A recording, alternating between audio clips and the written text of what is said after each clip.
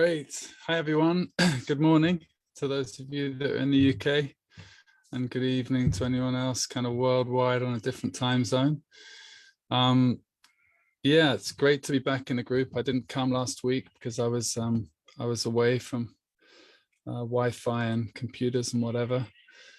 And this morning I just wanted to talk about anger.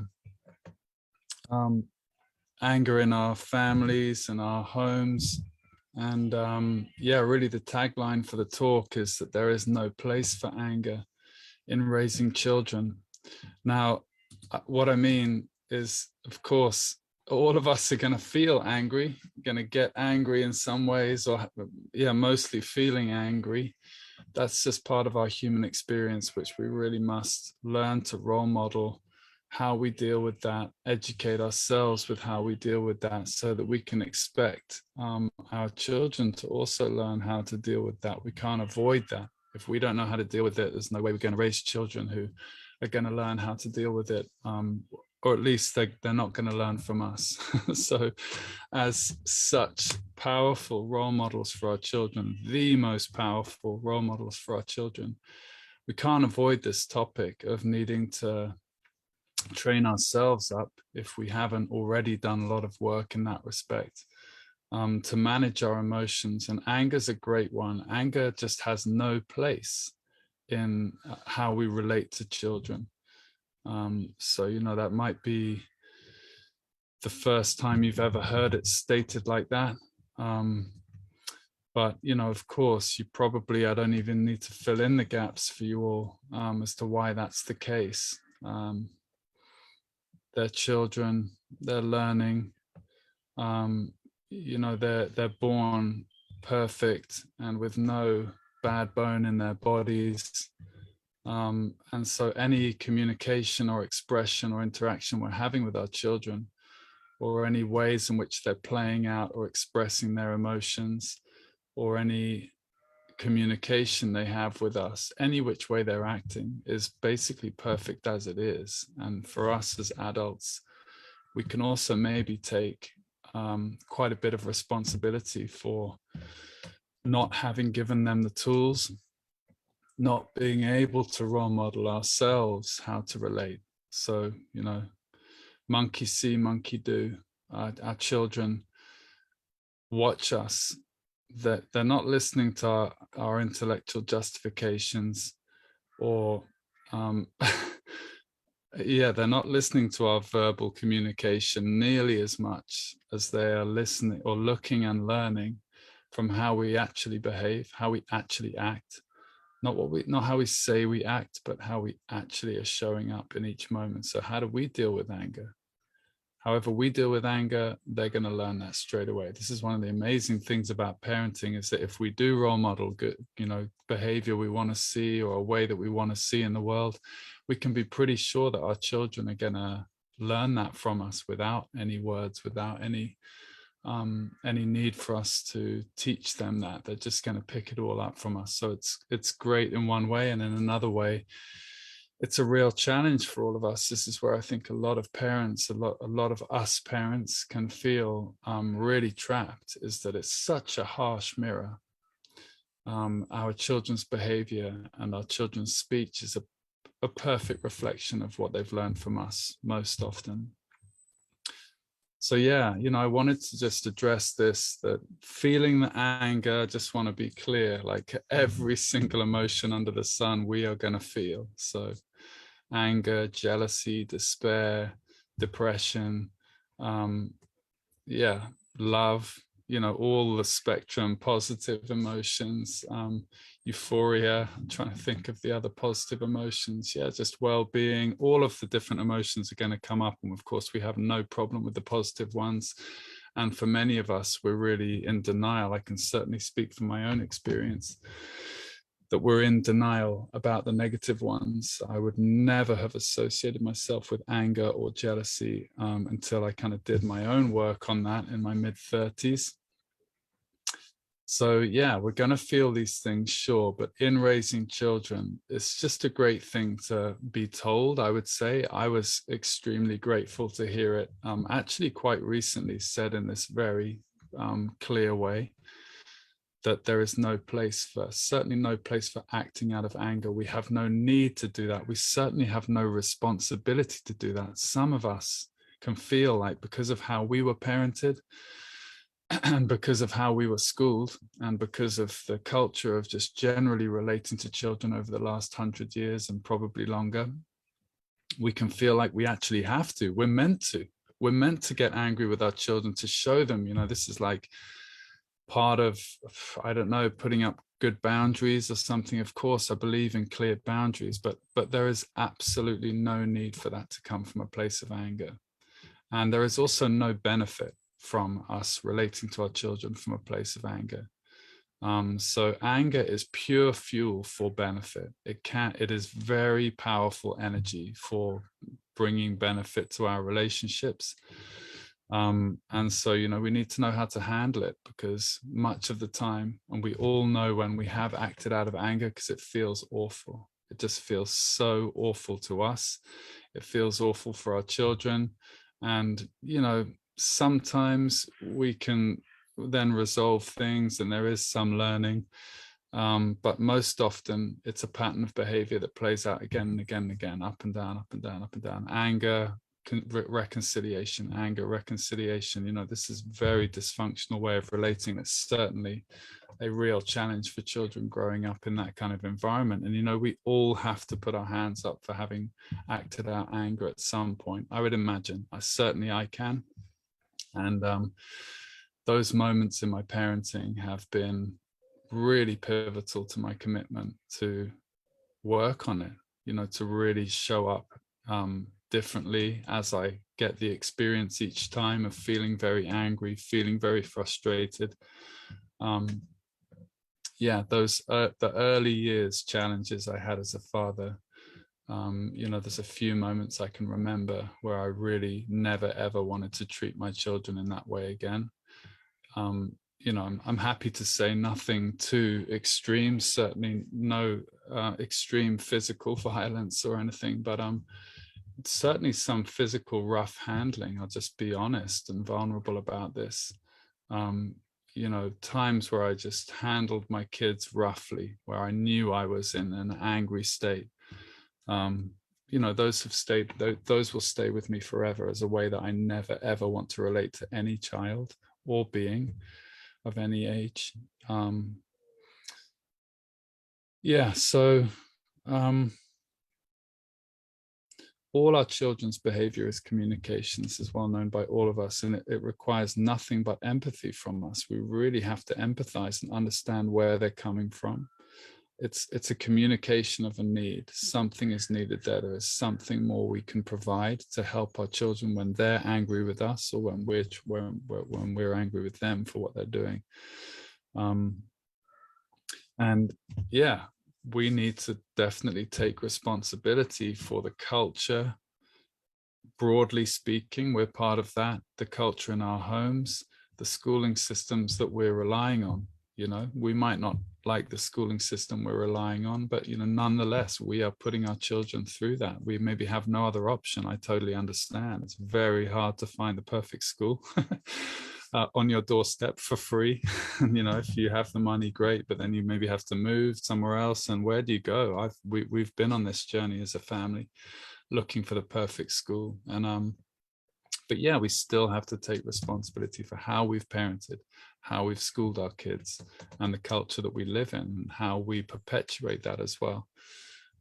You know, we're unfortunate in that way also, that we've been parented like that, we've been educated like that, and so it's very hard to shift our behavior. And that's why I'm in this position now of running a mentorship course, a 12-week mentorship course. I started out as a tutor, just working with young people, and it's evolved now into a 12-week mentorship program that very much includes the parents. So the parents also have their community. We have our group calls as parents, where we are holding ourselves to account for how we're showing up in our parenting, looking to take the leap of faith into trusting our teens, trusting our children. And so that's something that we do together in the mentorship program and in the ongoing Young Fire Academy parenting community. You know, for me, these behaviors are not going to shift from reading a book, having a inspiring conversation with a friend. It takes time, it takes support. I know that my shift has come from having a teacher, from having a community, and from having real tools also that we can share, real steps we can take that we run through in the program that are actually going to make a difference to harmonizing our relationship with our children if we are in conflict of any kind. And also looking at our own emotions and just our own taking of responsibility for how we're showing up as parents in this very intense role of being a parent. So to me, that's something so obvious. We need to do that together and in open communication with each other. We're running group Zoom calls and sharing our experience increasingly openly as we grow the trust in the group. And for me, that's the only way we're gonna change our behavior for the better, to really give our children what they most sorely need, which is a solid foundation of love, acceptance, and belonging in their family setting and in their mother or father or both relationships. That is the foundation that I've arrived at as someone who started out just wanting to make students better at maths and English, wanting to make them love maths and English more. I still do that work, but also now increasingly wanting to see them motivated, driven in general in life, in school and out of school, purposeful, confident, self-directing, self-directing their activities, self-directing in school and out of school. What are their passions? How are they developing themselves?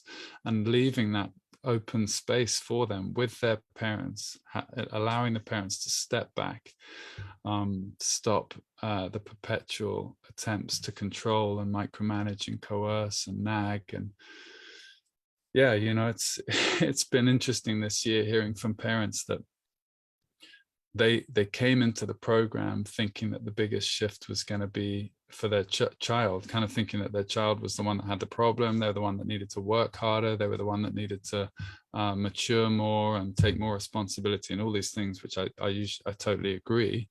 But actually the biggest shift was for the parents.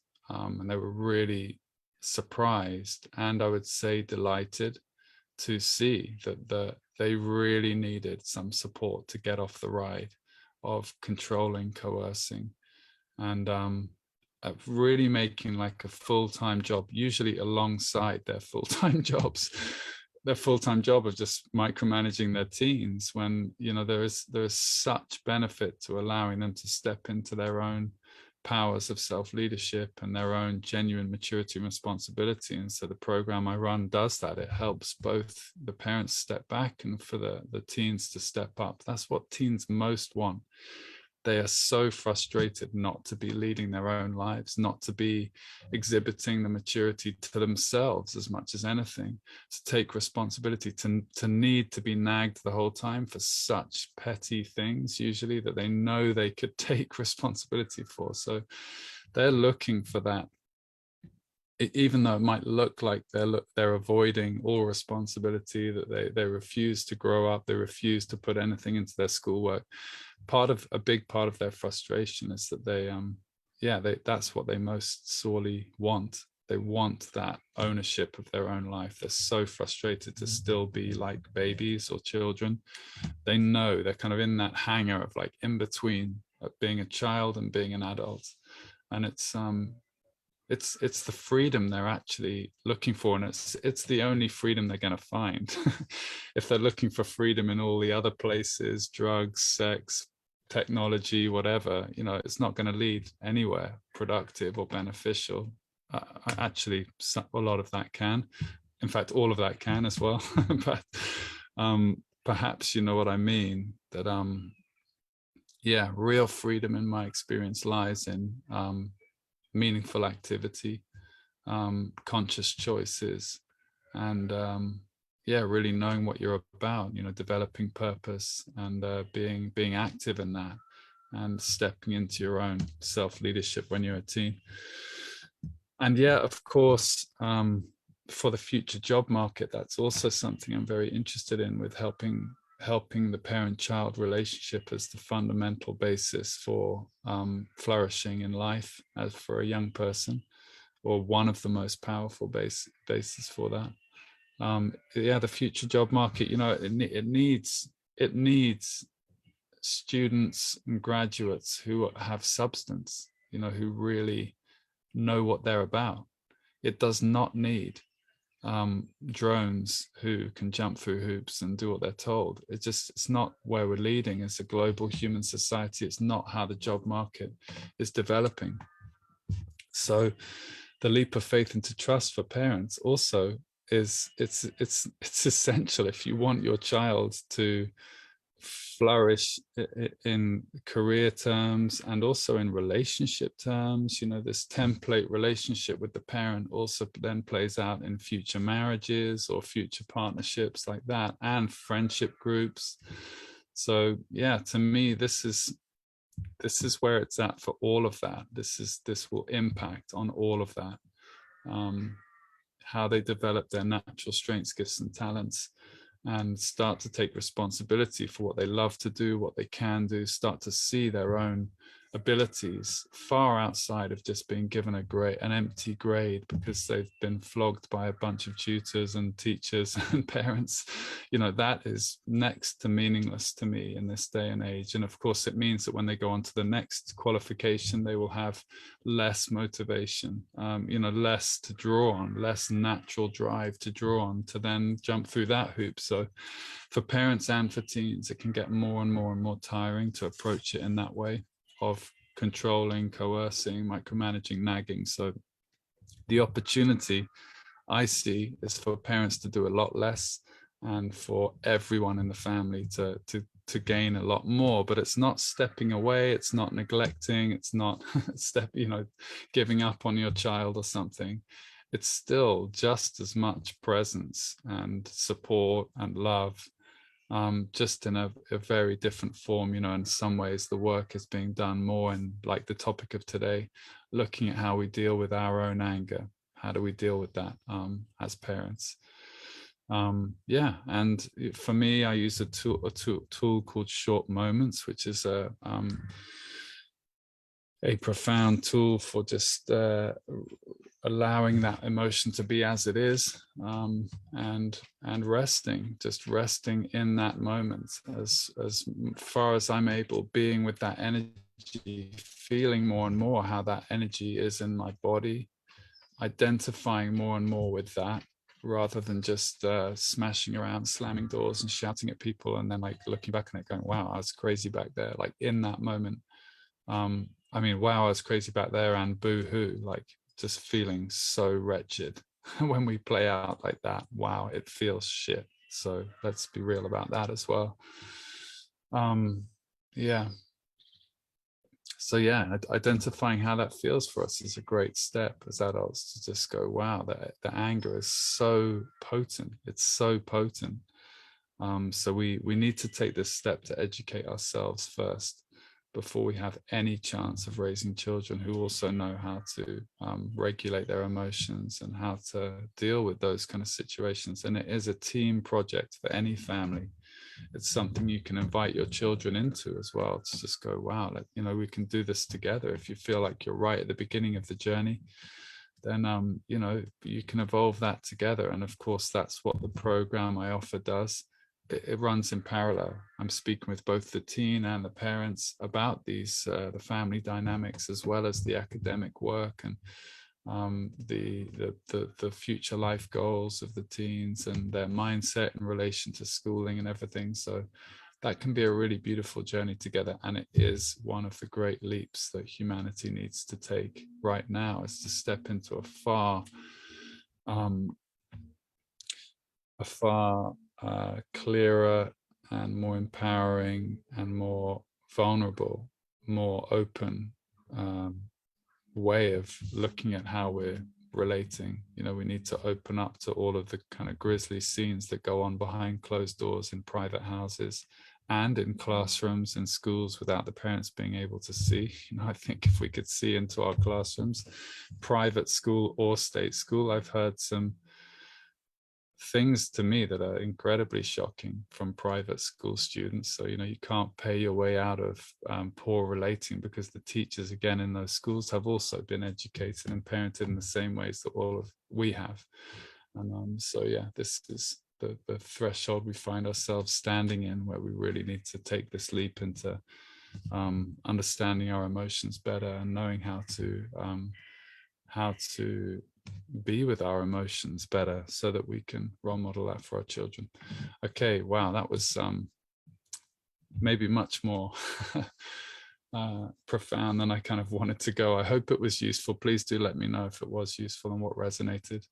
And wishing you all a great week, a very loving week in your families. You could give nothing more to your children today and this weekend than complete love and joy of being together and finding ways to be together. That's one of the things I encourage in the program and in the parenting community, is to spend time with each other. It's also something that's very challenging for parents, working very hard, not having the time, and also not having the bridge of communication and the relationship necessarily to find ways to be together with your children. But that is such a big step. Ask your child what they would like to do, and just do it. It doesn't matter if it's like gaming with them for an hour. That could be a great step if you're demonizing gaming in your household, and they just want to do that. Ask if you'd be able to play with them, and just do it, even if you hate it. Much better to find things that you do enjoy together, but as a first step, if it's really a strained relationship. But otherwise, go to the cinema. You don't have to talk to each other, just be together. Go on a car ride to the cinema, go and take them for ice cream or something. Whatever's just so easy for them to say, yeah, okay, let's do that. It will really begin to work magic on both sides, just to have that lovely time where you're not talking about work, you're not talking about your concerns about whatever it might be, drug use, what are the other kind of concerns. Just that if you're one of those parents that's a bit stuck in a rut, where you've got one thing that you're forever kind of badgering your child about, just drop it for a cinema trip, drop it for a couple of weeks even. Just relate to them in a completely loving way, and see how that can empower that topic and that circumstance for all of you. Okay, lots of love to you all. Have a great week and a great weekend, and I'll see you next Thursday.